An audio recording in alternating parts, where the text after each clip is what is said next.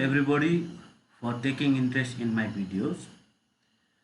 Without any further ado, let's get started today's tutorial. So in today's video, I'm gonna teach you how to work with hour and minute separated by decimal.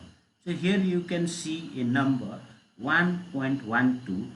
So here digit before the decimal it is hour, and digit after the decimal we have two digits after the decimal 1 2. So 1 2 indicates 12, indicates minute, and here 1 indicates hour. So by simply doing sum function, sum, and it is asking for a number, so we'll give a range here and close the parenthesis and hit control enter, so that the cursor will not move down, it will remain at the same place. So 6.20 we are getting here. So this is not the correct answer. Actually, working with the decimal values we are getting the right answer. So when we add decimal numbers, this is the right answer. You can see here also 6.20, it is giving us the right answer. But the thing is that we have a different scenario here. We are working with hour and minute separated by decimal. So hour slash minute. So here the digit before the decimal is hour and digit after the decimal is minute. So according to the hour and minute, it is not wrong. Let's see here to have a clear picture. 1, and here is also 1. What I am doing here, I am picking the digit from the left. Okay, so 1 digit from the left. Okay, so here I am writing 0. So 0 is on the left here, and here is 2, and at last it is 1. So let me add all these together. sum tab, then select the range n3 to n7, close the parentheses, hit enter, you get 5, right? Similarly here also pick the 2 digits after the decimal, pick 2 digits after the decimal, that means 12. Similarly 0 0, next 18, next 50, and at last we have 40. So when we add these together, see the result. Sum of this range, hit enter, 120.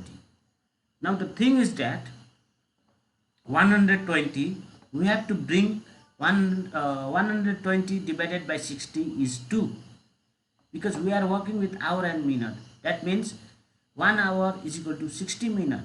So it is 120 minutes, that means 2 hours. When 120 is divided by 60, it is 2. So we have to bring that 2 here. So how to do that? We do simply mod, mode function. Mode and number, this is the number, sum of these number divided by, it is always remain 60 when we are working with hour and minute. So I am hard coding 60, control enter, we get 0, right? Now here we'll do a little trick here, plus here we'll add the quotient. Quotient of what?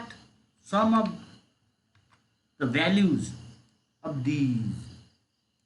Sum of these values, bracket close, when it is divided by 60, control enter, there is 7. This is the right answer. But now it is not dynamic. If I write 0.1 here, we are getting 5.18, and here it remains unchanged. So in order to make it dynamic, I'll use a simple left function, left, left, tab, text, it is asking for text. So this is the text, and give me the 1 digit of that text, control enter. Here I got 0, drag it down.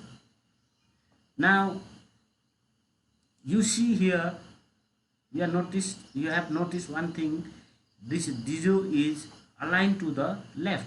Why is it so? Because if I write p here, that is aligned to the left, and if I write 1 here, 1 is aligned to the right. That means Excel understand that 1 is the number and p is the text. So here Excel thinks it is not a number, it is a text. So in order to convert to number, add 0 plus 0, control enter. Now 0, drag it down, we are having 6 here, right?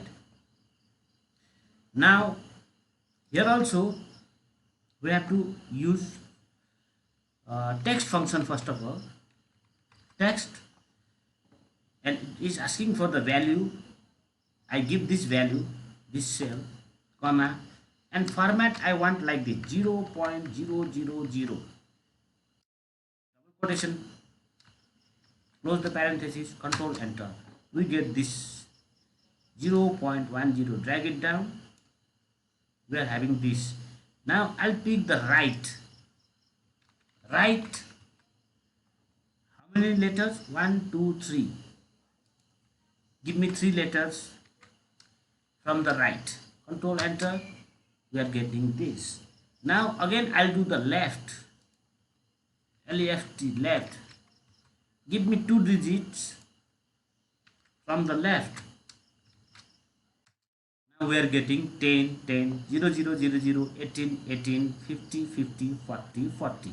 Now in order to convert to number, add 0, control enter. We are having this 5.18. This is the correct answer, this is the wrong answer.